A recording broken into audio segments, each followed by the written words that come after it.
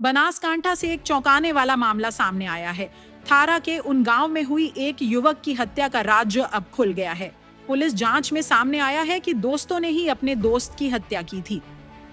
मृतक सहदेव जी की हत्या उसके ही करीबी दोस्त अर्जुन जी ने की।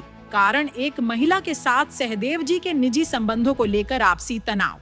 पुलिस की पूछताछ में सामने आया कि अर्जुन जी सहदेव जी को इस रिश्ते को लेकर मानसिक रूप से परेशान करता था और इसी झगड़े ने दोस्ती को दुश्मनी में बदल दिया।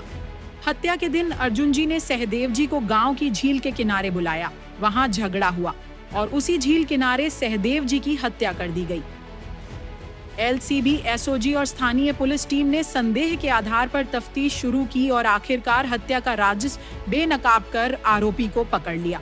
एक साधारण झगड़े ने एक जिंदगी खत्म कर दी और अब दोस्ती के नाम पर की गई ये हत्या आरोपी को जेल की सलाखों के पीछे ले गई।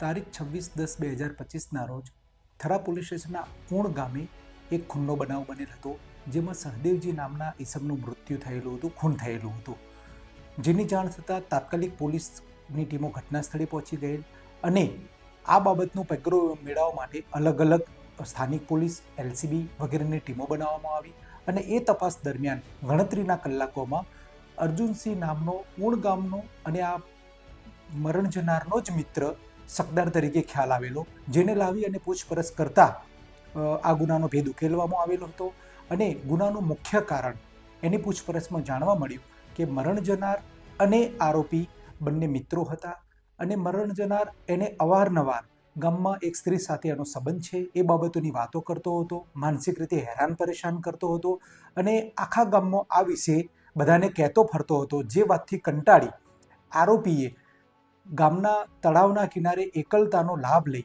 અને ધારિયાથી આ ખૂનનો ગુનો આચરેલ હતો, જેને તાત્કાલિક ઝડપી અને કોર્ટ કસ્ટડીમાં મોકલી આપવામાં આવેલ છે।